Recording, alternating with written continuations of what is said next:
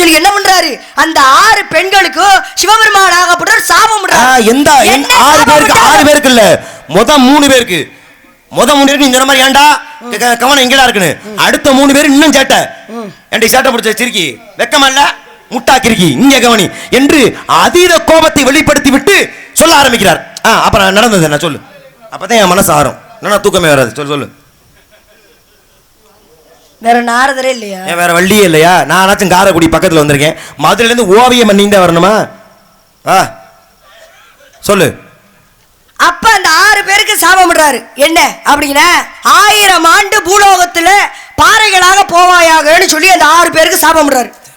அந்த 6 பேர் வந்து பார்வதியோட பணிப்பெண்கள். அந்த பணிப்பெண்கள் சிவபெருமான் சொல்லிக்கிட்டு உபதேசத்தை கவனிக்காதனால கவனசிதறல் ஏற்பட்டனால அந்த 6 பெண்களுக்கு சாபம் பண்றாரு, 1000 ஆண்டு பாறைகளாக போவீங்கன்னு சொல்லி. அப்படி இந்த 1000 ஆண்டு முடிஞ்சதுக்கு அப்புறம் இது பாவ விமோச்சனம் கொடுக்கணும்ல. அப்ப அந்த 6 பெண்கள் கேட்கிறாங்க, இந்த பாவ விமோச்சனத்துக்கான வழி என்ன அப்படின்னு சொல்லி சிவபெருமான் கேட்கும் போது சிவபெருமானாகப்பட்டவர் சொல்றாரு, 1000 ஆண்டு கழிச்சு மீண்டும் வந்து என்ன பண்ணுவீங்க, கைலாயத்துக்கு வந்துருவீங்க அப்படின்னு சொல்லி சொல்றாரு. இந்த கைலாயத்துக்கு வந்ததுக்கு அப்புறம் இவங்களுக்கு ஒரு மன உறுத்தல். என்ன அப்படின்னா, 1000 ஆண்டு முடிஞ்சிருச்சு, மீண்டும் கைலாயத்துக்கு வந்துட்டாங்க.